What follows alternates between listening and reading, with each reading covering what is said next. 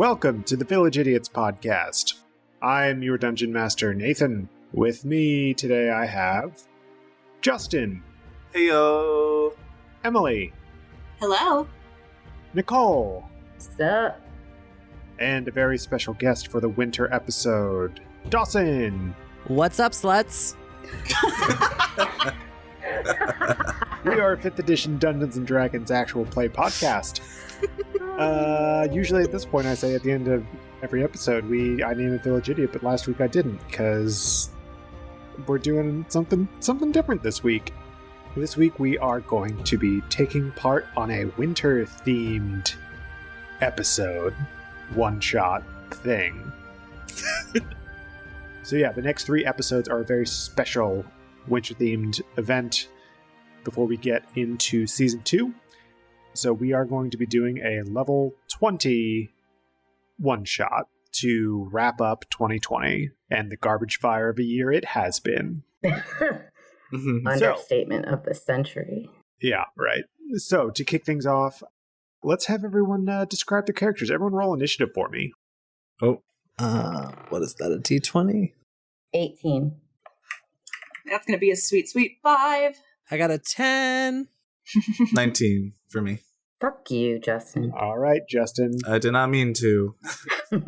Let's, who's your character?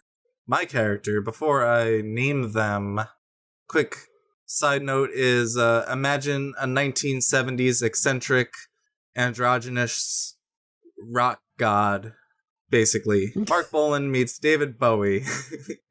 And they are named Twiggy Novalust and their band, The Giant Spiders from Tor.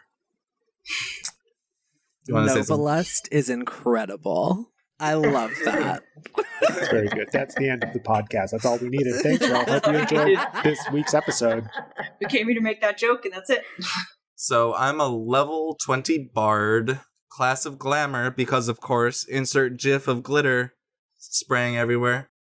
And so they, them, Twiggy is human, maybe true neutral-ish, kind of.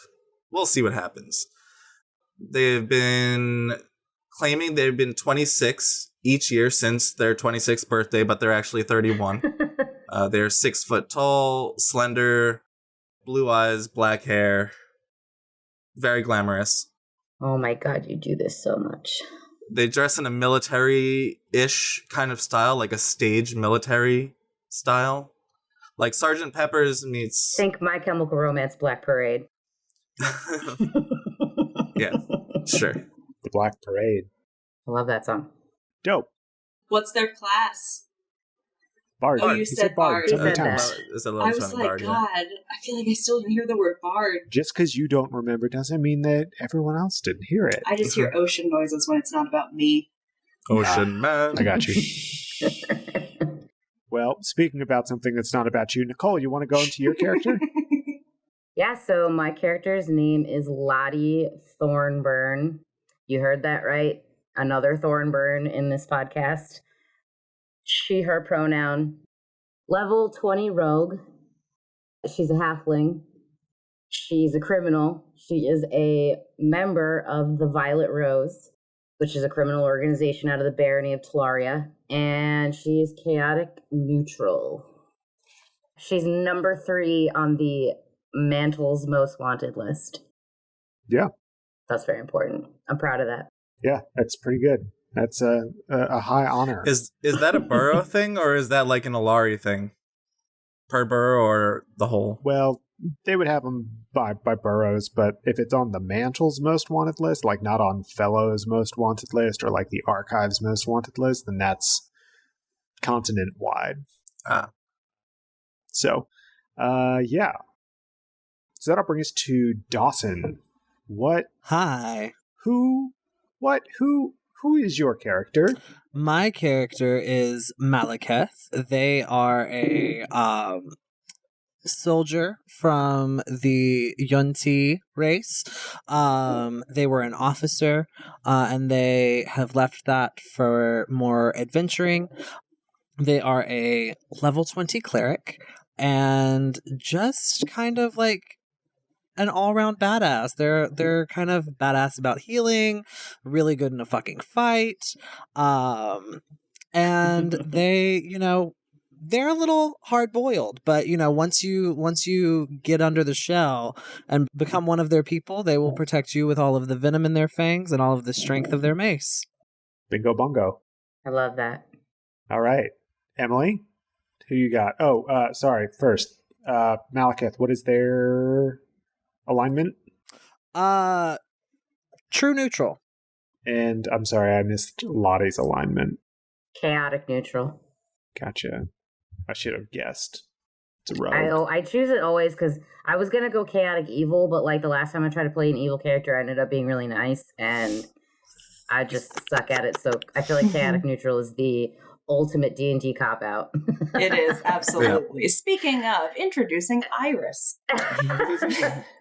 So Iris is a chaotic neutral character, because again, cop out on that. She is a water genasi warlock. So Iris grew up in a very nice family. She had everything she could ever want, and then at 16 years old, she ran away because fuck that, she wanted to be a pirate. She ended up wandering into a shade pocket and making a deal with a demon. And now she is a warlock, and thanks to that demon and the lovely magic he gave her, she was able to accomplish her dreams, and now she is a pirate of the high seas and has everything that she traded, literally everything she had away to be a pirate and to be a captain of her own ship, which is called the Sapphire Dream, by the way. The ship is painted sapphire color because she wants everyone to see her coming. She is absolutely ridiculous. Her skin color is teal. Her hair is black. Her eyes are like a deep dark blue, like the ocean. No last name. Genasis generally don't have last names. And she, Pact of the Chain. That is important. The other important thing is that she does have an animal familiar. It is a parrot, a blue parrot that sits on her shoulder, and his name is Charlie, and it will be voiced by Nathan. Oh, Charlie, Hi. That's such a name. So you're welcome, the world. This is my Christmas present to all of you, my winter present to all of our listeners. I'll be playing the role of Charlie this evening. Side note, Sapphire Dream is my drag name. Yes. Yes. TM. Side note, I just looked up what a water genasi looks like, and just like the Google images, fuck girl, you are beautiful. Yeah, they're dope as hell. She basically, if you can think of like Isabel from the Dragon Age series, she was a pirate. That kind of vibe is very, she is very, basically she's my dream girl. I basically made my dream girl. And I'm terrified of Dawson's Race. You should be. We're venomous bitches. Yes. Oh, I guess I didn't do that. I didn't describe what Malekith looks like.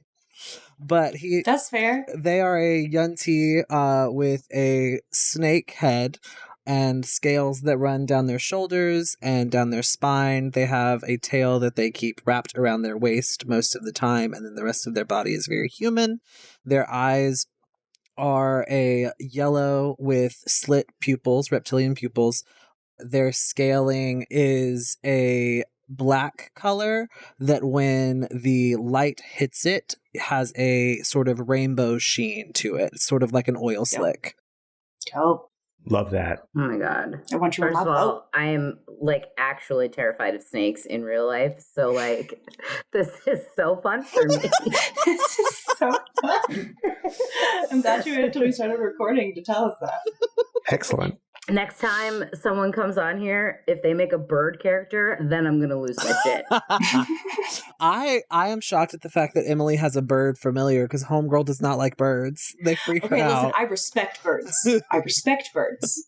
I'm I'm actually terrified of birds. But I do. I think they're beautiful. I think they're lovely. I love to look at birds, but like being in close proximity to birds just reminds me that they are dinosaurs. Yeah. They could fuck my shit up. And but I mean, I just respect that. There's really no reason to be afraid of them because birds aren't real. Because we know birds are just the replacement spy drones. They work for the bourgeoisie. They do. Mm-hmm. Yeah. They're invented by the government. All the real birds were killed by wind turbines. Mm-hmm. So. Yes. Yep. Yes. Is this a good time to tell you all that this is an exclusively bird-based campaign? I will murder you if there are multiple Kankus. I'm just saying. What the fuck is a Kanku? It's a bird character. I can assure you there are no Kenku.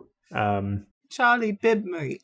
Kanku is like a bird person. Oh, that's right. Yes. That's why yeah. Yes. Is a group of Kankus called a murder of Kankus? It is now. It should be. Got to put that on the website. Yeah. So anyway, let's get to it. You all, Iris, Twiggy, Lottie, and Malekith, are all on Iris's boat, the Sapphire Dream, and you are heading to the southern continent in Lanamora called Iluz. So you are heading to Iluz right now, and you are on a mission. You have been contracted by a contact that is dealing with something that they call the Anomaly, capital A. And they have been investigating it and been looking into it for quite a long time, and they've been kind of handling things up till now, but they want it gone for good, and they had to call in the best to get it gone. So you are currently on your way. You are sailing in the Southern Ocean to Iluz, and you are heading for a settlement called Don Ankh-Mill. So, what would you all like to do? You're sailing on a boat. Perhaps Iris would like to describe the boat, her ship. Yes. Okay, so the Sapphire Dream. It's basically so it's painted like a deep dark blue color, so that when it's out at sea you can't see it. But obviously when it's right up on it, obviously it's a beautiful ship. You can see it immediately. So it serves two purposes. So she can show off and also hide. On the front bow of it, it's got basically a lot of like banners and things around it, because we recently were trying to get into a port, and she likes to make the boat look fancy when we go places so that nobody really knows that she is a pirate, technically not supposed to be here. She does have the ability of or the feature bad reputation. So she is able to get away with like petty crime because people are generally afraid of me in ports. They've heard of me and know my crimes. But she's kind of got it gussied up, and she's got her crew that are, cleaning and making it look nice for our arrival at this point. So she's just trying to look presentable. Nice. Malekith would likely, because we're already on the boat, so Malekith would likely be below deck, because he's not like, they don't have the best relationship with humans, and they are a 7-foot-tall snake-headed person, so they tend to kind of keep to themselves unless they are, out adventuring. But when it comes to like downtimes and like being around a lot of humans, they tend to be a little bit more reclusive. I'm kind of the same way, except instead of being below deck, I would probably like to be up in like the crow's nest, if there is one. Yeah. Yes. Lottie likes to be able to survey her surroundings at all times because she's very edgy, like always on edge. So like, but I also don't. She's so edgy. So I'm so edgy. I'm very mistrustful of people. So like, I don't want to be around them either, but I need to be able to like see what's going on. So you're up in the crow's nest, but you're actually on top of like the mast instead of like sitting in the actual bucket of the crow's nest. Yeah. I have a Napoleon complex because I'm a halfling, so I like to be up really high. Nice. Roll me a perception check, Lottie. 15. There's a lot of mist and fog out right now as you're getting further and further south. It's getting pretty cold, and there's a lot of your vision is pretty obscured right now, but you think that you see some shapes moving in the fog not too far away from where the Sapphire Dream is. I And then you look and you think you see something, but then it's like the next second there's like nothing there. Okay, so then I'm not. You're not sure if it was something or if it was just swirlings of the mist. Okay, so then I'm not going to mention anything, like call out to anybody then. Yep. And I noticed nothing with my 22 passive. What are you doing? Yeah, where are you? I mean, are you below deck or are you on the main deck?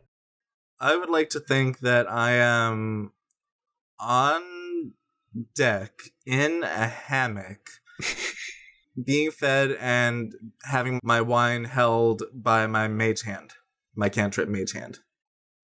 Okay. That's the best use of mage hand I've ever heard. Yes. Yeah, it's pretty good. I would also like to use dancing lights, my another cantrip, to create 4 torch-sized lights around me, so it kind of gives off a nice ambiance. You mood lighting? You gay dramatic bitch. I love it. Love it. Perfect.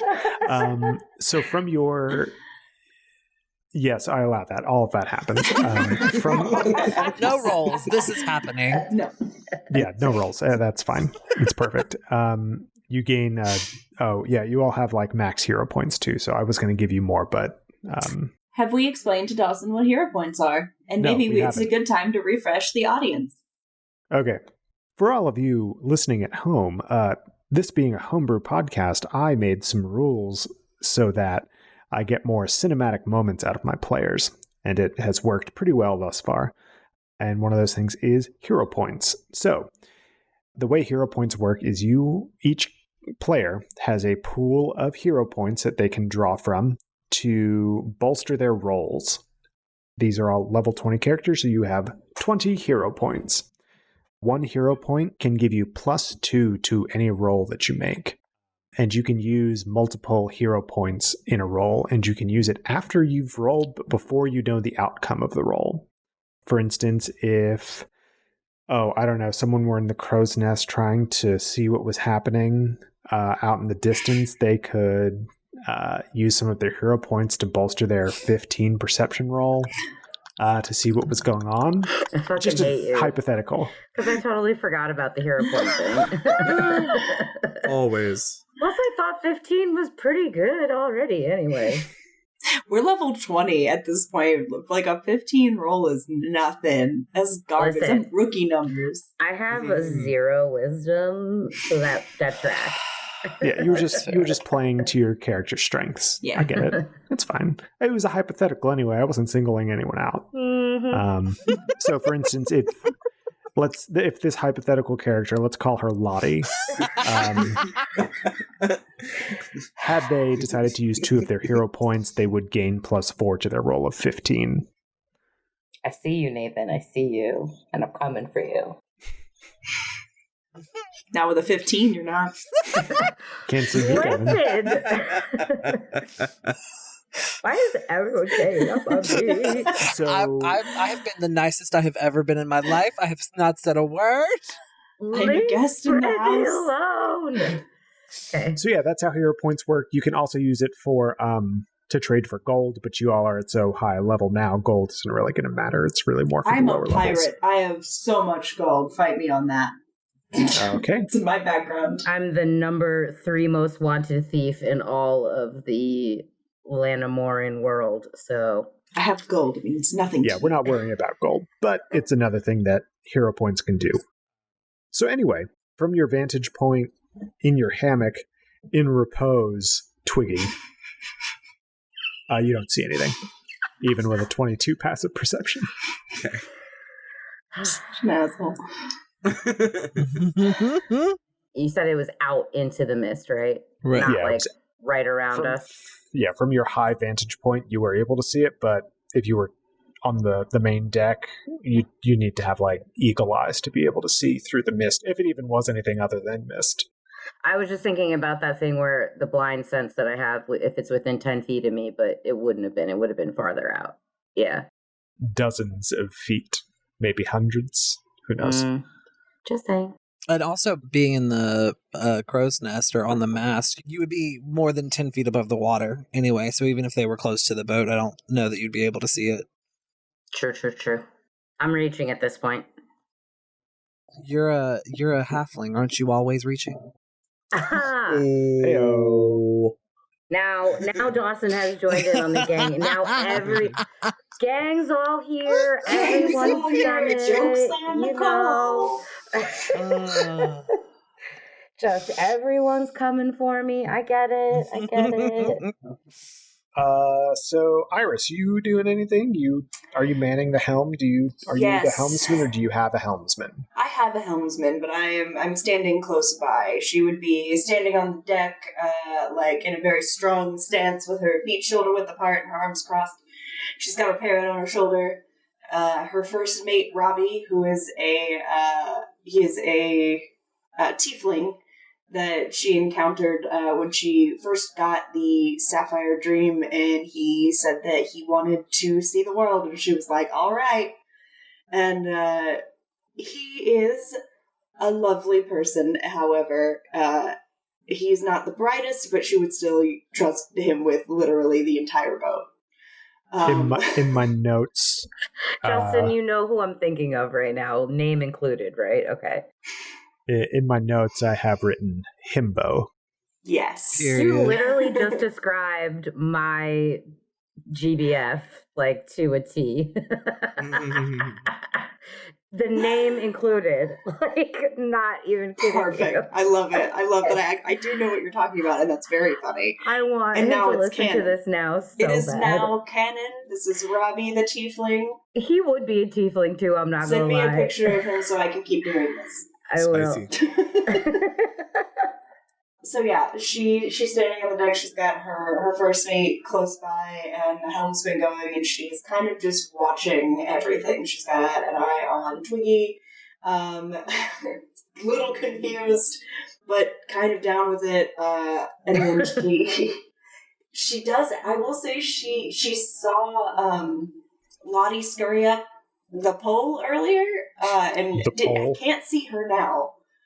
Like, can't. Because she's above the thing, so like that obviously sounds like she's a not. euphemism. It is. She's not like in the crow's nest. She's not like.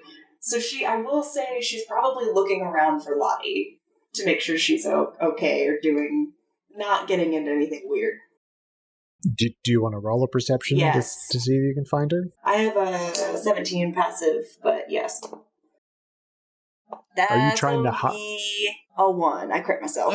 Okay. No. Yeah, you didn't even think of looking up Nope. In the crow's nest. You're like, she's little. She likes to stay down low, right? I'm looking for Lottie, but I'm just like, You're there's looking no way behind she like could barrels. be above me. Yeah. I asked Robbie to like look for Lottie for me. He opens a teapot. Oh, they. That's my decision to make. Nope. Robbie, it's mine. Hey, boss, it's pretty cold out here, right? It's, I should have brought some warmer clothes, huh? This is Robbie. Robbie, I'm pretty sure I asked you if you had a jacket, and you said yes. So why you're standing in front of me in a tank top is out of my control, honestly. I mean, yes, I do have a jacket. It's at my mom's house, though. I didn't know I needed to get it. Okay, there are some blankets in my office. Go curl up under those. We'll get you a jacket at the next port. Oh, okay.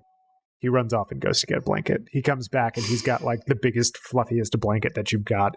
Yes. From probably your favorite blanket. Yes. From your captain's quarters. Robbie. Oh my But it's god! okay. Like I'm literally dying right now because that is exactly something that Robbie would do. It would be my favorite blanket, and he would show up in a fucking tank top, even though it's winter. Go look at the picture I just sent to you too, because he's wearing a tank top in that picture. He was so wearing funny. a tank top when I met him. I know, I fucking can't right now. God, that's so funny. I've never met Robbie. Any resemblance to anyone real or imaginary is completely coincidental. This is a work of fiction. I love it so much. That's very funny. Anyway, so I'm sure the blanket is most likely like white and fluffy, and he comes out like just adorned in it. Yes, Cool. absolutely. I reach out like I'm gonna take it away because I'm upset. Then it's like, it's Robbie. You can't get mad at Robbie. You're just like that. It's at this point that you feel the ship. It feels like the ship hit something. But do I fall off the mast? It was hit from the side. You know what? I'll be nice. Roll me a dexterity saving throw. Oh, that's my favorite. Tumbling down. I am proficient in that shit. Just I've been looking for her forever. I would like to comically do that, like, slapstick in a hammock getting disturbed situation, and then just where it, like, roll rolls out of the up hammock. That works. I'll allow it. That's a 23. Period. Yeah, you didn't even feel a ship shake. Maybe you did a sweet flip and landed back where you were. Malekith would definitely shoot up to the deck at this point if they felt that. Fast like a snake. You know how fast snakes get sometimes? Like that one BBC Earth. Can we not? Planet Earth thing. Just can we not? You know when the snakes were chasing that lizard? Stop. That's not cool. I remember I had to turn that off when we visited Nicole. You're an asshole. This is the spider's, like, emotionality all over again, except with this it's actual genuine fear. No. Well, let's take your mind off of it. You look straight down, Lottie, and you see there are a bunch of waves lapping up against the ship. Isn't that natural? It looks like there might be some flotsam or jetsam in them, and it looks like they might be moving unnaturally. Okay, so I'm going to yell out to Iris, and I'm going to say, hey, there's a whole bunch of stuff out in the water next to the boat on the sides. Might want to check that out. Oh, yeah. And I'm gonna make my way down the mast. Okay. I'm gonna say that Iris reacts basically like Captain Amelia in Treasure Planet, if anyone has ever seen her. That's basically her whole vibe. So she starts, like, running through the thing, and she's like, batten the hatches, I should have looked up ship terms before I did this. Get on the sail. Run up the poles. There's a thing called a jib. The jib needs something done with it. Do the thing to the jib. Are the waves happening both starboard and port? Yeah, that's another thing. Port and starboard. Yes, bow they are. And stern. They're on the port and starboard sides of the bow of the ship. Ugh. And this is a ship that has a crew of about 30 people, by the way. For those listeners at home who may be wondering how large the ship is, it is a pretty big ship. Is it a 10 galleon? That was a joke. The stat block just says sailing ship, unless you were making a 10-gallon hat joke. Well, it was more / galleon. Yeah, galleon. Anyway. Yes. A galleon is the type of sailing ship. It's like Do you not remember in season 1 when I perfectly said the name of the ship? Yes. That was not just ship. That you named after a bug that literally lasts for like 20 seconds of life. So yes. So anyway, how are you investigating what's going on, everyone? Are you, I guess specifically Iris, are you making your crew look over the edge? Are you sending Charlie to go take a look? Yes, I take Charlie off my shoulder and I it looks like I just throw him into the air, but he starts to take off, and I can communicate with my familiar. It's part of my Pact of the Chain. I can communicate and see through their eyes. It's basically warging, voice of the Chain Master. So I can communicate with my familiar, talk to them and hear them respond to me. I can also see what they can see through their eyes. Mm-hmm. Okay. You throw Charlie off the side of the boat. And you hear a wah, shit. I hate when you do that. Stop it. I had no choice. We're in a war, man. I need you to go look on the side of the ship. It's just water. See? Look, water. Oh, well, that's not water.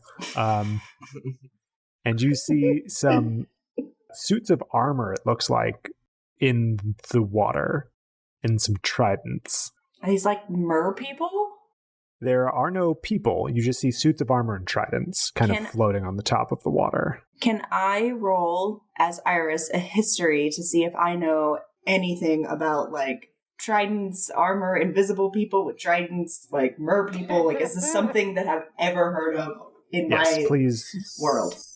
Please roll me a history. I'll let you do it with advantage since you are basically the Empress of the Southern Sea. That's good, because that was a 4. 18 plus 0, 18. Can I roll to detect magic to see if this is any kind of chicanery? Yes. Oh my god, I love that word. It like never gets used, and I love that word. Okay, so I need to roll a d20 for detect magic.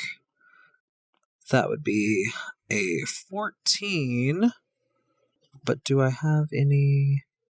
Would I have any modifiers for that? Arcana is intelligence. Intelligence. So, yeah, that's a +2, so that makes it a 16. Okay. There's something elemental happening here. Which jives with what Iris recognizes about what's happening. These are myrmidons. Water elemental myrmidons. They're basically elementals that are chained to suits of armor and weapons. They're summoned and then they are brought to life to follow commands, basically. So you've run into them a few times, but looking through Charlie's eyes, you see that there are 5 suits of armor in the water right now. So there are at least 5 myrmidons down there. So, everyone roll initiative for me. How's that? That sounds good. Okay. This is where I hate you, Nathan, and I know you did this on purpose because now I can't use my sneak attack bonus because they're not within 5 feet of anybody. No, I didn't do that on purpose. I'm just kidding.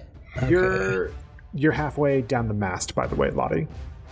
I have a feat called Second Story that allows me to climb to jump up out of second story windows? No, to climb up and down things without there's no limit to it. I can climb as fast or down as fast as I want. That's wild. Okay. There's some limit. Like, you can't do it like no, 200 it's like feet.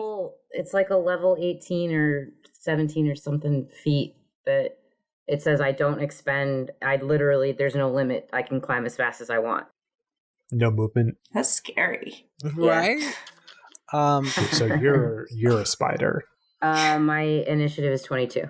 Mine is 17. Well, I have an initiative score of 7, and I rolled a 17. So it'd be 17 plus 7. So you add 7. Yeah, so 24. 24. There we go. There you go. Twiggy. I am at 14. And Iris. Also a 14. Who's got the higher dex? +3. +2. Okay. So. Nate. And I'm going to roll for the crew. Yes. I want to remind you that I also get a turn in the first round before anyone that rolled a 12 or lower. Yeah. You will Remember go that. Yeah, it's before the crew. It's you and me, kiddo. I go, then you go. Yes. So, Malakav, you will be first in initiative. Let me describe the main deck of the boat a little more, too. So, on the main deck, there's a mangonel, which is basically a siege weapon for throwing stones. So, there are 2 staircases that go up to the quarterdeck and the forecastle. I know all of these terms because I am looking at a very nice diagram here. But on the forecastle, which is on the bow of the boat, there is also a ballista that can be used to defend with 10 ballista bolts as ammunition. So you have those at your disposal as well. Okay. If you think about it, the main deck sits 20 feet by 40 feet, the main portion of the deck, and then the staircases go up, and it's 20 feet by 20 feet on either end. Okay. And there is nothing currently on the ship right now. You haven't actually heard anything from anyone, but you know that there are elementals around. Yes. Okay. I only know that they're elementals, right? I do not know what type. Yeah. Okay. You could deduce that it's either air or water because of where you are. Right, but I wouldn't know that they are like a summoned elemental. Yeah, versus a natural elemental. Right. Mhm. Okay. So I would go to the side of the boat and let's cast control water. Okay. Let's see. Ooh. Ooh. That is a... By the way, don't forget you have hero points that you could use if you need to. Yes. Yep. Okay, so Did we talk about how you earn hero points back? we have not. When you do cool stuff, I give you hero points if you've got space in your pool, basically. So what I would do, so I have a 13 plus 2, making it a 15. I want to use 2 hero points, make that a 17. Okay. For the casting of control water. Okay. So how do you want to control the water? You can flood, part, redirect, cause a whirlpool. I want to cause a whirlpool to draw the elementals into, away from the boat. Okay. Wouldn't that have been a 19? Yeah, I if was you just going had to say, I thought one use 2 hero point points? is plus 2. Yeah. Yeah. Oh, 1 hero point is plus 2? Yeah, so it would have been Yes. 19. Oh, fucking sweet then. Embedded. Nice. Period.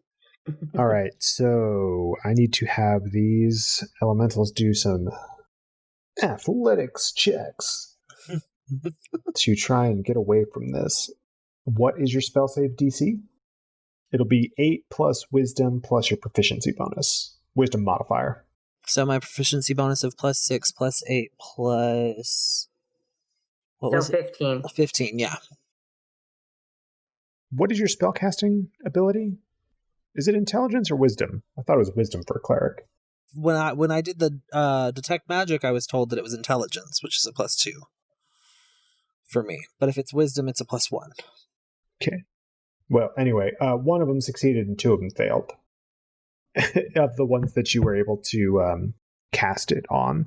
What side of the ship are you on? Are you on the port or starboard side? Port side. Port side. All right, yeah. So you would have gotten 3 of them in the whirlpool as you cast create water or control water. You see these suits of armor that are basically just kind of being tossed around in the whirlpool that you've created, and you can see their tridents as well. You can't really make out the elementals itself, but you do understand now that they are summoned elementals, and they're each gonna take 10 damage, the ones that were caught, and 5 for the one that wasn't. Okay. Well, if I now know that they are a summoned elemental, I would let the rest of them. Hey, these are summoners. They're tools. They don't have will of their own. Nice. Good to know. So those creatures, so long as you keep that concentration, they're going to be caught in that whirlpool, and they will continue to take that 2d8 damage until they are able to get free. Next, we are going to have Lottie. It is your first turn So of this turn. there are there's 5 total, you said? Yes. And there's 2, the 3 of them are on the port side that are caught in the whirlpool. And 2 of them are in the whirlpool. One of them Didn't. Okay, and then there are 2 on the starboard. Yes, correct. Okay, now I'm going to paint a picture of what I want to do. I would like to grab a rope that I know is attached to the ship. Right? Hear me out. And I want to, using my acrobatic skills, I want to like kind of run and jump and swing along the side of the boat to slash at one of them with my sword and then swing back up onto the boat. Okay. Do you have proficiency in... Acrobatics? No, sea vehicles. In sea vehicles? Yes. No. Okay. Roll me I'm going to say a straight up intelligence roll. Intelligence? Okay. Yeah. To see if you know which of these ropes are securely attached and would support your weight. I get where you're going with that. That's fair. 17. Okay. You're able to find a rope that is secured, and I will allow you to do this to make a melee attack. Okay. So... Because you've got your arm on one, you can only do a single attack. Yeah, so can this be considered a sneak attack as well because they don't see it coming? Reaching. Odds or evens? Even. Okay. Unfortunately, the elemental that's closest to you kind of sees you swing down. What's 18 plus 14? 30? That's enough. 32. Yeah, you 32. hit it. I'm stupid. And what are you attacking with? Your +3 short sword? Yeah. So that's 13 damage. As you get closer to the elemental, you can kind of see this suit of armor kind of raise up out of the water, and you can see that it's holding a trident. And it's a vaguely humanoid shape, but it's completely water. And it's confused, but it knows you're coming, and you strike it. And for a second, your blade makes purchase on some of this water, and you feel it give resistance, unlike normal water would. And then I swing back up on the boat. You swing back up on the boat. That should be viscous. Yeah. And I stick the superhero landing. Yes. So, Twiggy, it is your turn. My turn. Okay. How far away am I from the closest water elemental myrmidon thingy? From where you were, hanging as you were, you would probably be about 20 feet away. You'd have to go up some steps, but you'd be about 20 feet away. Okay. At least from being able to see them, because they are down in the water. I cannot see them, is what you're saying. No, you can't see them from where you are on the deck. But you did hear Malekith shout out that there are summoned elementals about. Okay, so last we checked in with Twiggy, the boat got hit. They comedically fell out of their hammock. So then I hear Malekith yell out that there are elementals, and I like to go, oh shit, not again. And I don't really have anything for things like, I don't know if I could use this if I can't see it. There are the siege weapons on board as well. If you wanted to try and do anything with those, you can get yourself in a better position to do something once they engage. They haven't really engaged yet. They're a little slow, it seems. The cold, cold waters of the Elusian Ocean. Okay.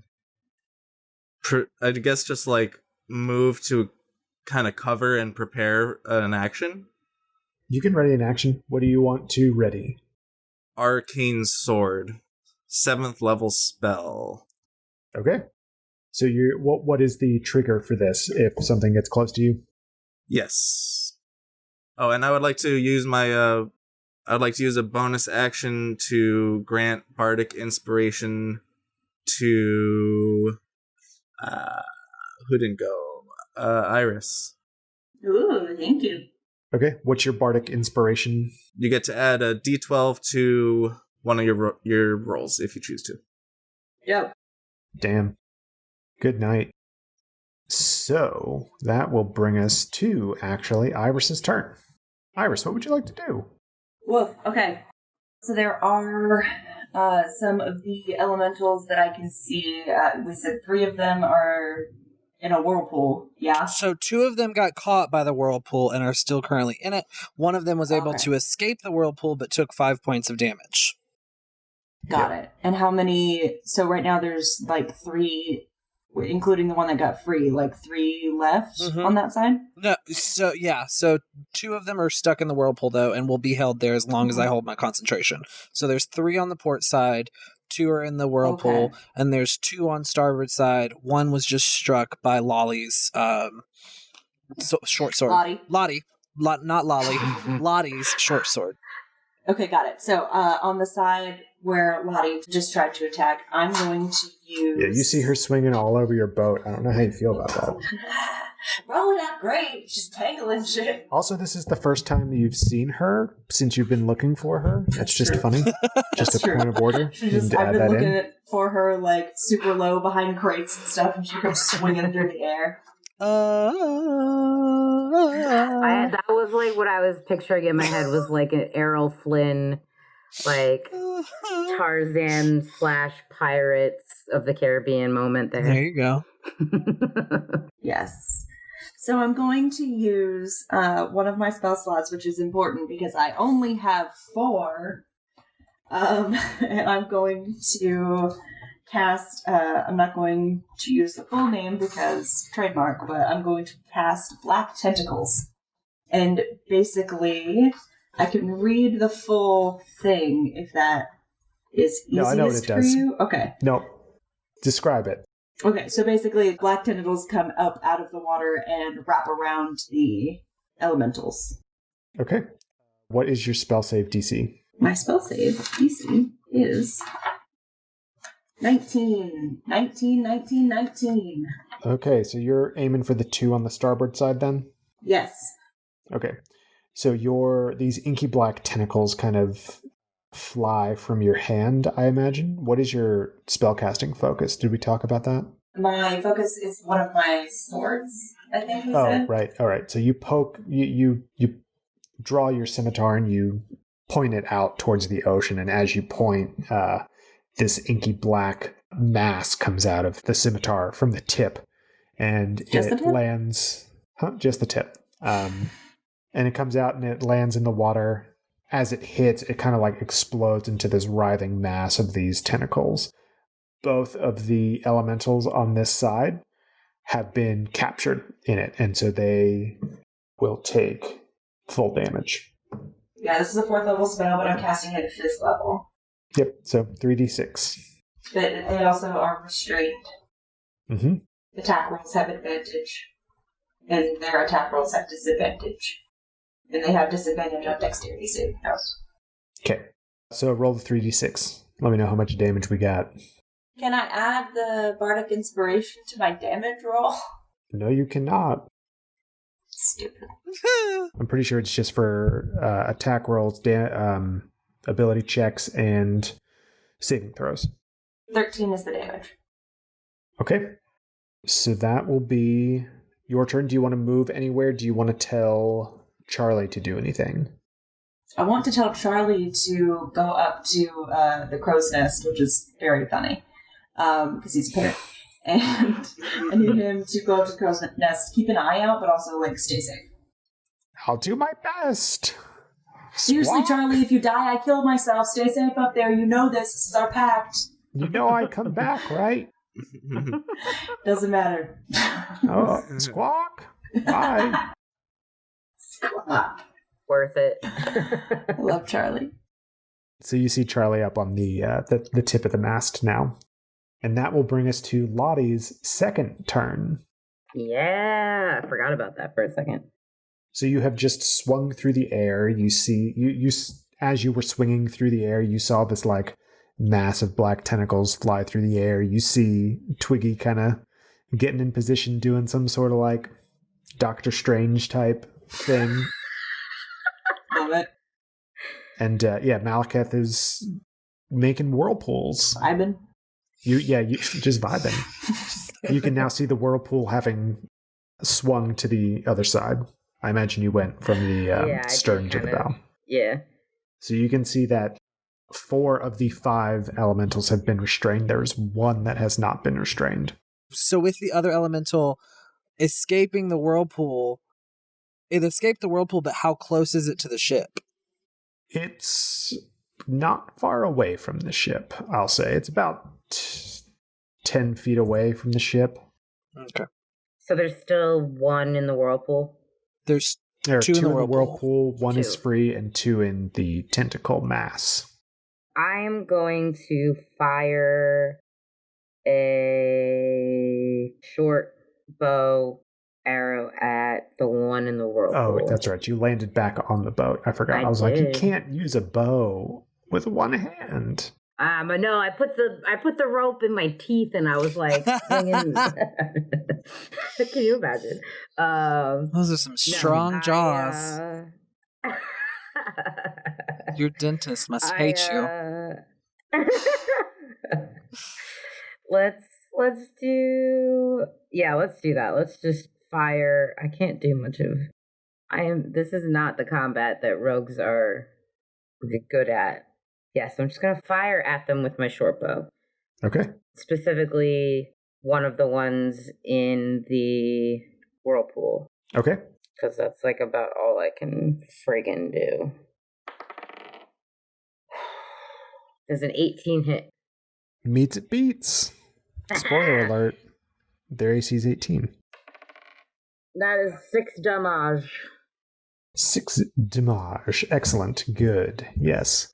Okay, now it is the water elemental's turn. The 2 in the whirlpool are going to try to free themselves. That's a failure.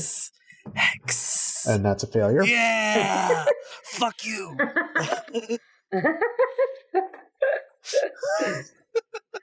Hexing it while you're like hexing his dice, like sending out those vibes, like your rolls are gonna fail, motherfucker.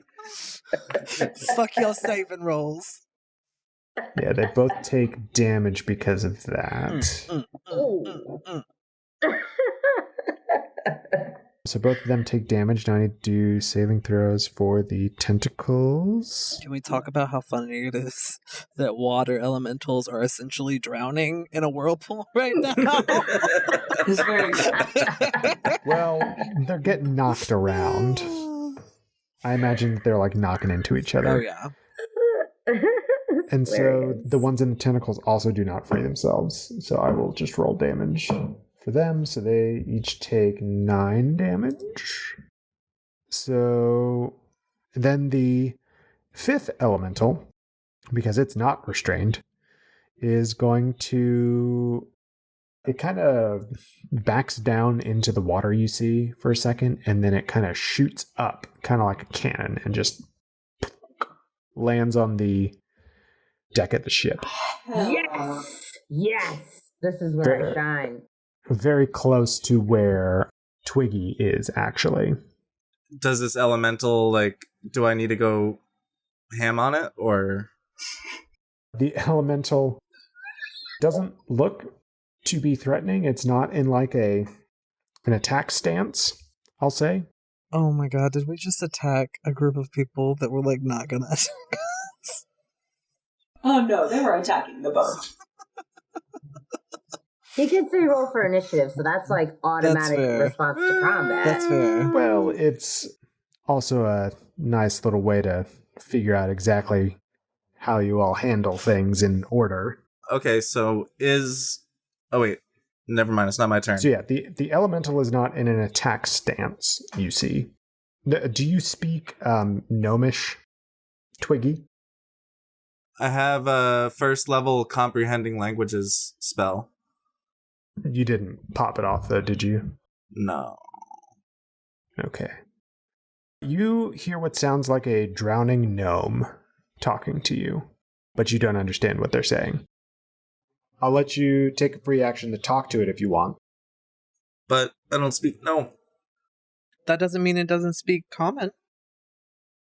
That's fair. I guess that's true. So I hear it talking in another language. I put my spell away and I say, "Hey, you speak common?" Oh my god. You hear a sound of like crashing waves and like sea mist instead in return. It kind of flunks its trident on the ship.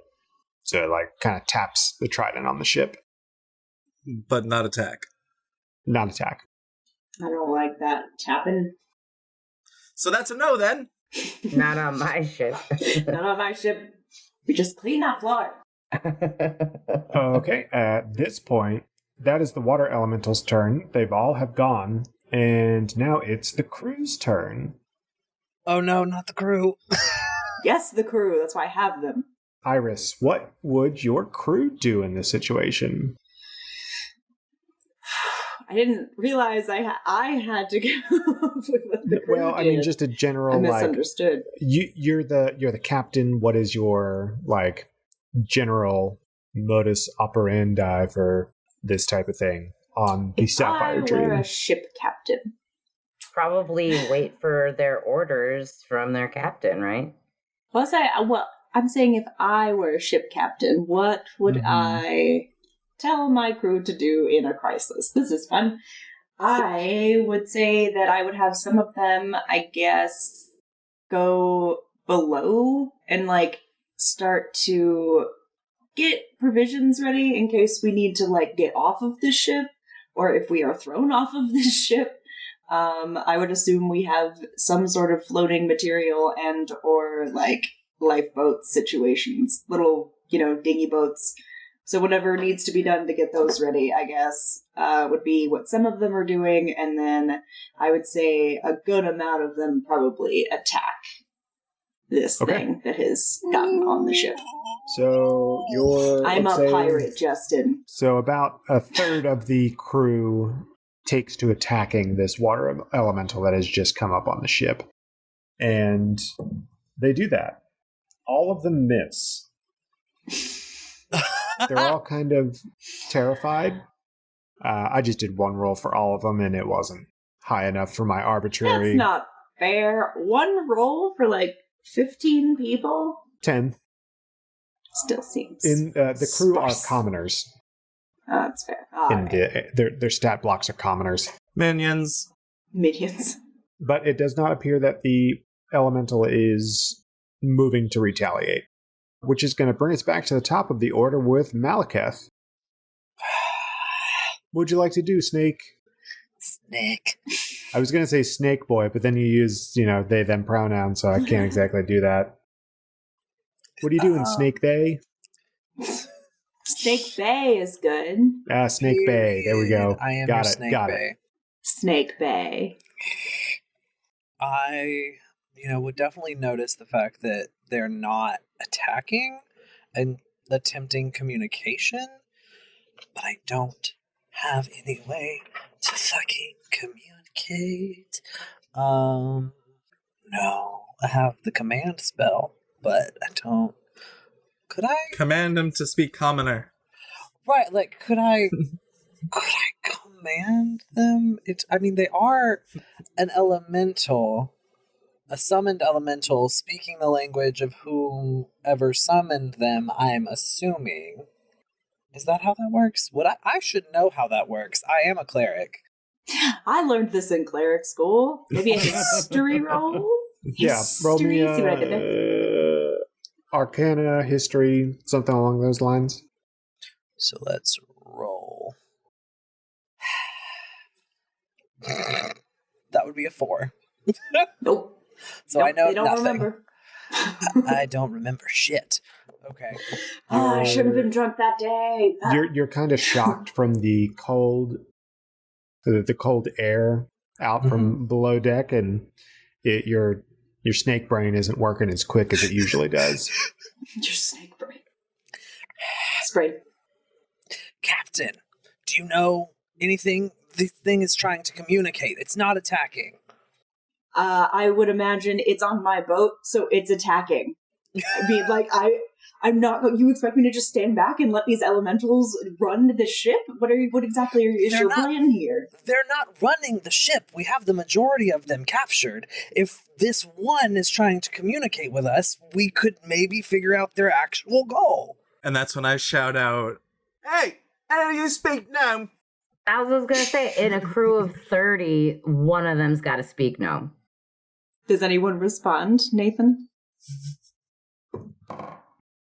Wouldn't you know it? There is one person who speaks no. Oi, you! To the front!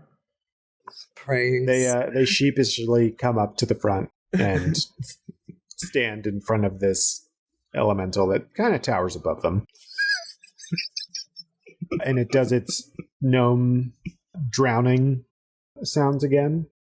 And the crewmate looks back and says, they say they're here to escort us to Don Ankmill.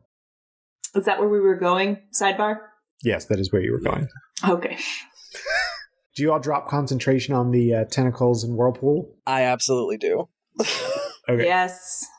The other elementals get up onto the boat, and they don't seem perturbed by what happened. And as soon as they are on the boat, you see that there is a spot where the mist and fog parts, and you can see the shore of this icy continent of Iluz. And you see off in the distance, you see a settlement, which you can assume is Don Ankmill. I'm gonna go, I'm assuming my crewman is still standing there with this elemental, and I'm gonna walk that way and be like, I'm not sure what you heard, but I didn't need an escort in grade 8, and I don't need an escort now. So who exactly sent you here? Hey, those water elementals are on the ship. What? Those water elementals are on the ship. This is Charlie. I know, Charlie. We asked him to come. Charlie, come here. Now. Okay. One, thank you. Anyway, who sent you here? The elemental gargles and garbles its reply to your crewmate. And it says they are sent by Captain Lawrence Blastburn the Fourth? I'm sorry. Before Emily laughs at it, does Iris know who that is? That is who contracted you all to get here. Got it. Wait, Lawrence Blastburn. Blastburn the Fourth. The Fourth. There are 3 other motherfuckers with that name. Lawrence Just making sure. Blastburn? Blastburn. Like Cyburn? Okay. Have I'm assuming we've met this Captain Lawrence before. No. No, we've just been contracted by him. Mm-hmm. Do I know anything about them? No, you don't. You just got info for a job, and it is very good pay to get you off of your most recent tour with the rest of the giant spiders from Tor. So you were actually doing your Torin tour. Going to Don Muldur. Okay. Don Muldur, Torin tour. As I can't remember if it's a rogue trait or it's a criminal background feature. You have a reliable and trustworthy contact who acts as your liaison to a network of other criminals. You know how to get messages to and from your contact, even over great distances. Specifically, you know the local messengers, corrupt caravan masters, and seedy sailors who can deliver messages for you. Have I ever heard of this person?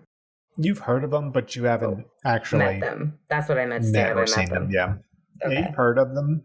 They're not like a seedy character. They're, from what you know, well, roll me a history. We're playing D&D. Why the heck not? I hate you. 3. Oh, Yeah, no. you know the name, but not much else. I feel like that's probably how Emily and I know each other, Iris and I know each other. Mm-hmm. Yeah, because she's a pirate, and you've heard their names in passing, each other's names in passing. Oh, for sure. So you dock at a small, measly dock on the shore of the continent, and your crew starts unloading stuff and getting carts. Can I say, as soon as we dock, I'm gonna whisper to Charlie and say, "Go ahead and get a bird's eye view, and go ahead and check that's around." My favorite joke. It's my favorite. I know. It's so good. This is why I stick around. I know. I love you. Okay, go and fly around and see if you can see anything that looks a little weird. Let me know. It's real cold in these parts. It would be nice if I had like a sweater or something. You want my a sweater? God. I can get you a sweater. I didn't know you wanted one. Oh, a little pirate sweater. That's so cute. Yeah. Fucking hate birds. I'll see if I can find a sweater in this town. I promise. I'll look for you. Oh, okay. So yeah, I'll just fly around in the cold then. Okay, bye. Yeah, See just you in a this bit. one time. All right. Don't be like that. Time, I'll see you later. Well, okay. Oh my God, this fucking bird. And Charlie flies away. Okay. I imagine like it's a little sweater like the ones you would put on the little dogs where it has the like holes for the the little wings. Mhm. It has Yeah. the holes for the wings. Basically, Oh, yes. great. So Charlie's flying around and says that everything looks pretty peaceful, except for there's some weird stuff on the other end that he can't exactly explain on the far end. But yeah, the crew unloads your supplies and you all start trudging along to Donna on Camille. It's a pretty easy walk to Don on Camille, and you get there in, less than an hour. But it's a little slippy, but fortunately you all brought the appropriate gear, I'm sure, for walking on snow and ice. Except for Robbie. Except for Robbie. Robbie and his flip-flops have a little bit of trouble. You would have made it in like 30 minutes, but... That tracks. Those Adidas flippies. Yeah, these, wish I had known about boots. I have those too at home. Yeah, Robbie, I told you to bring them in the letter I sent you when I told you about the job. You said you had boots and you had clothes for the winter. I don't know why you thought that we would have time to swing by your house before we got here, but Well, I'm sure you can find you can find a store here. I just thought. But anyway, I know. we'll figure it out.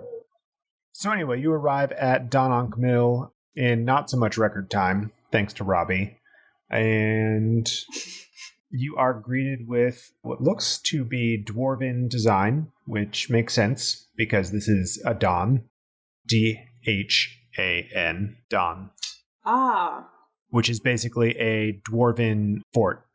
Oh. It's not like a city, it's like one of their outposts, their forts.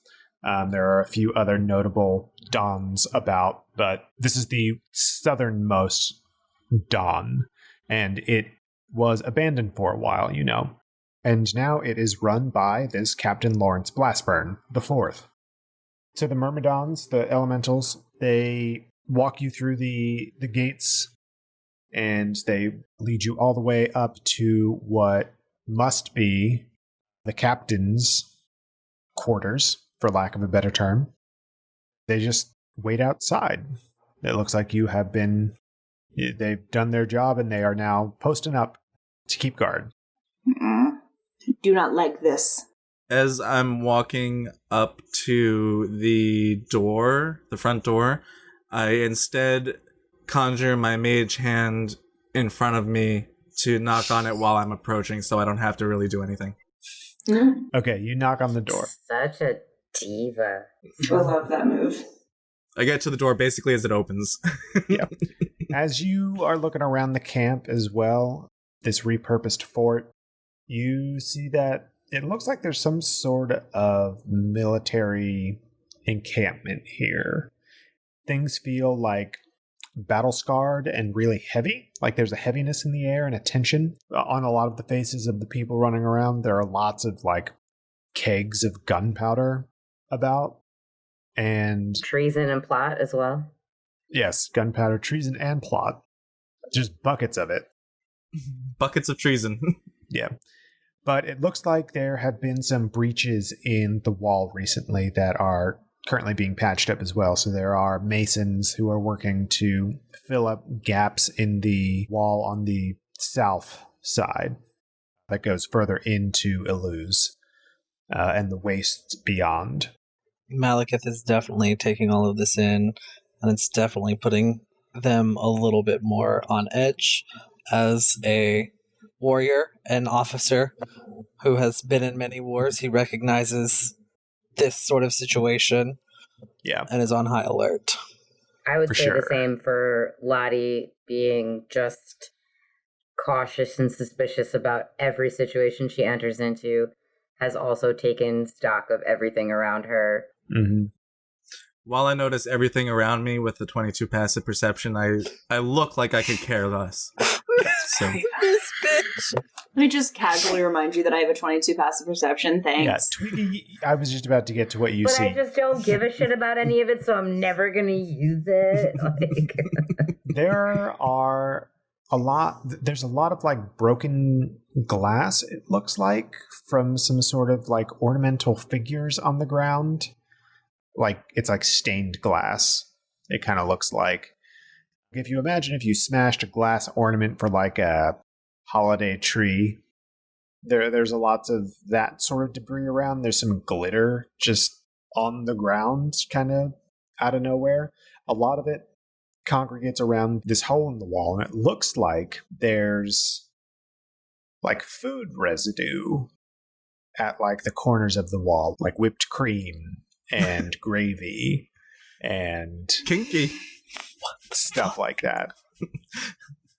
What the You also notice that there are some slender instruments, magical instruments, that are kind of making a perimeter around Don Unkmill, and it extends out into the wastes of the tundra beyond.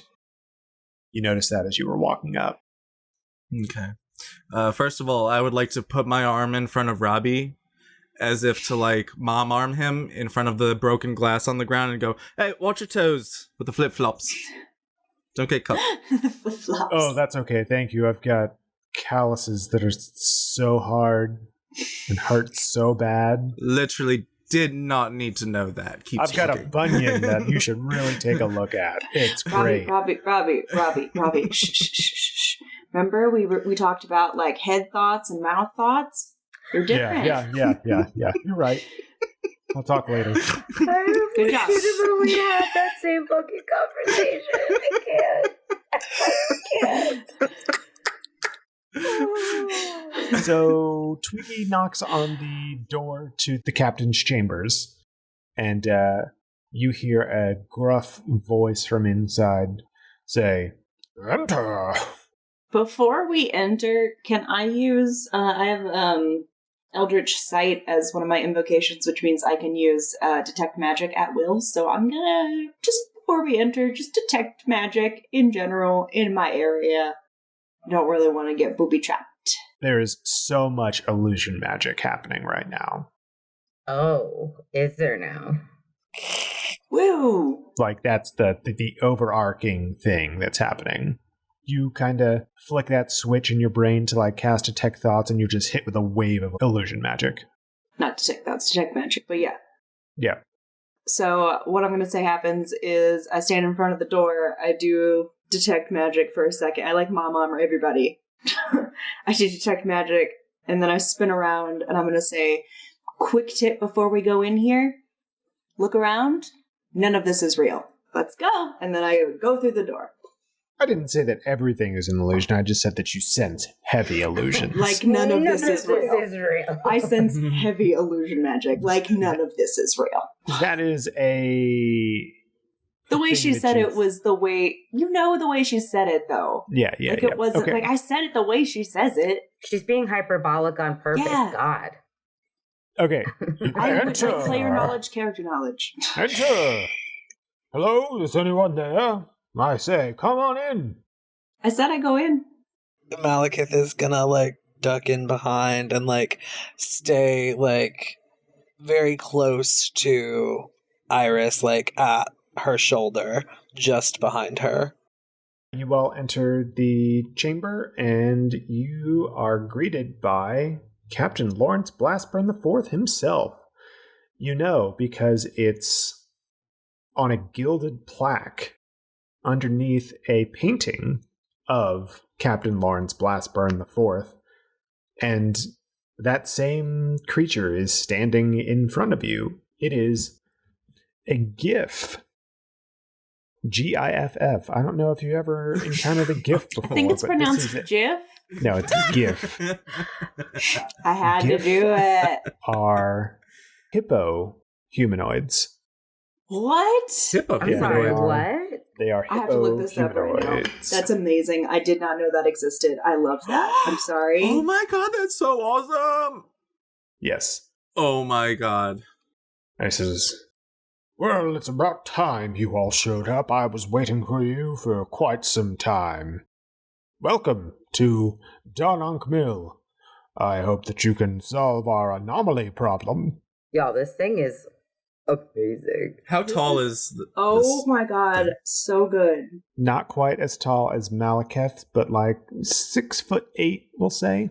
Now I understand why he is that bitch with the giant painting with the gilded name of himself behind him, because that, I would do the same damn thing. Yeah. So GIF there are bipedal hippos in a sense with the same, proportions and everything, and they've got a lot of weight to throw around, but they also regale themselves in all of their military attire. They have very strong military bonds, and this particular GIF is big into expeditions.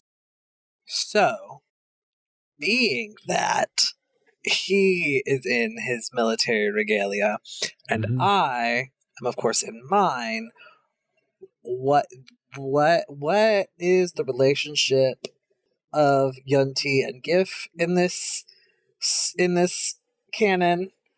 And can I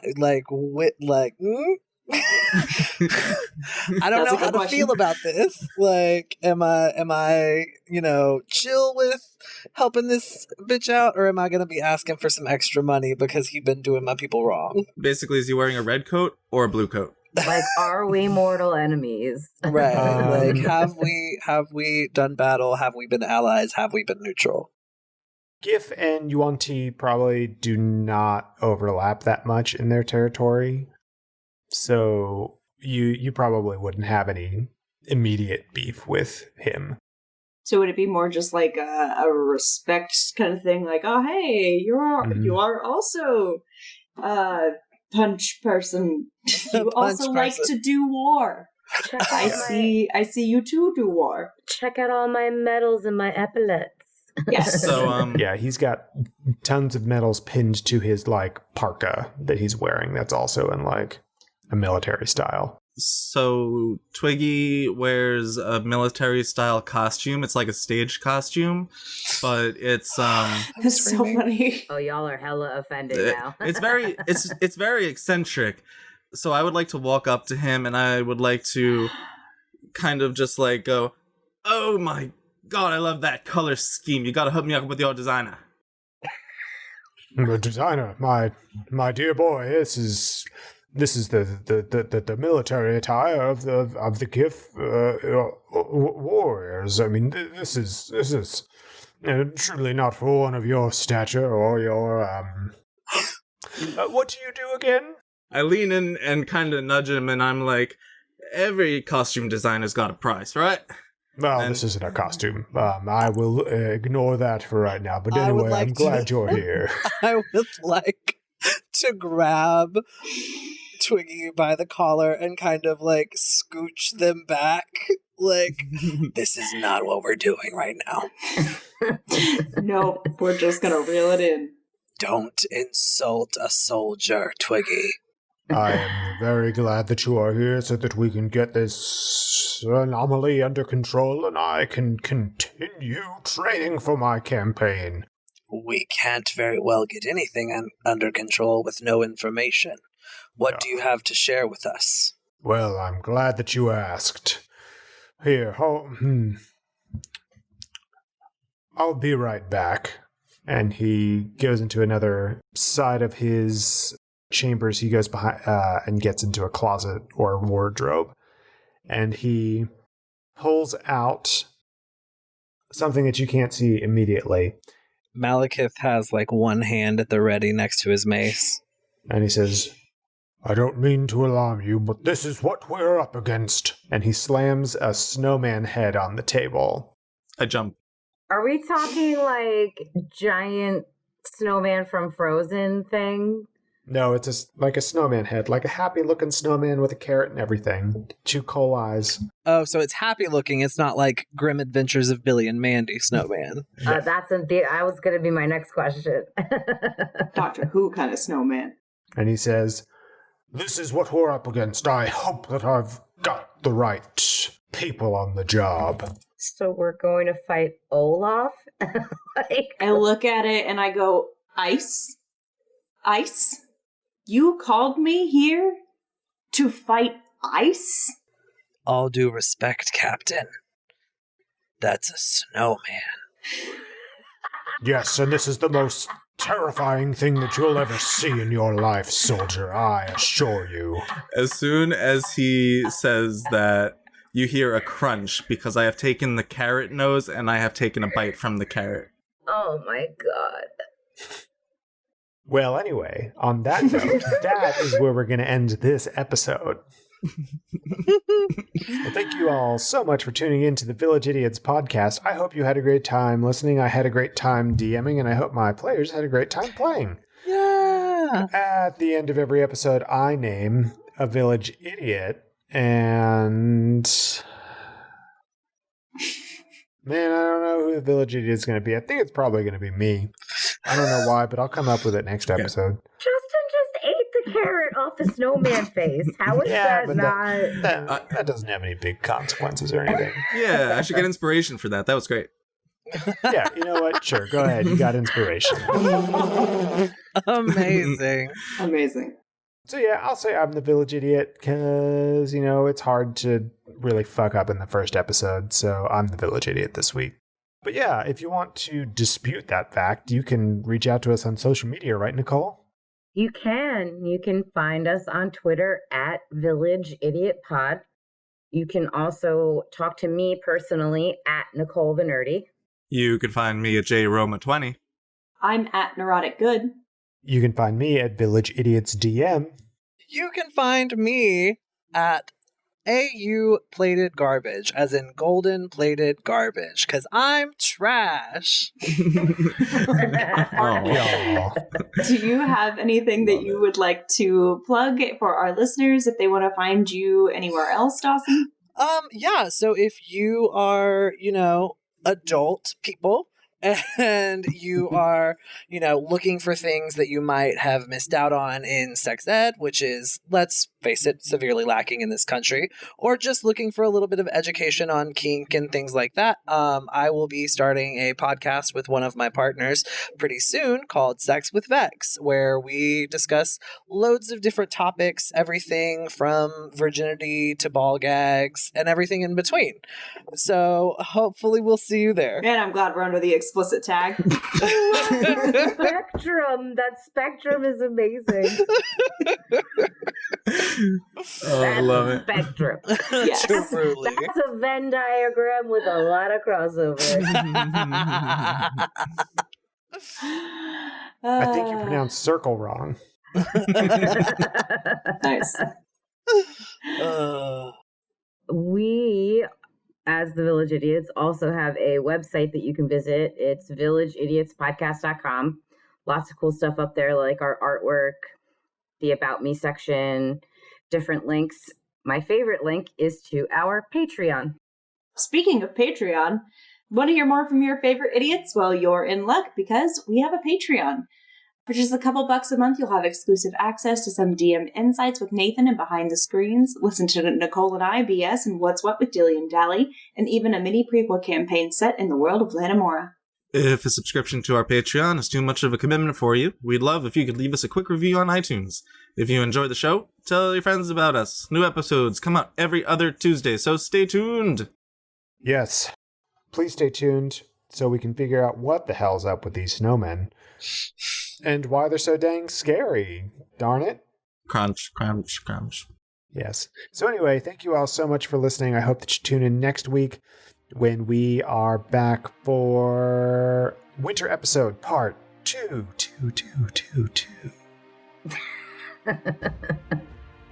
Perfect. Bye. Happy holidays. See you, sluts. Happy holidays.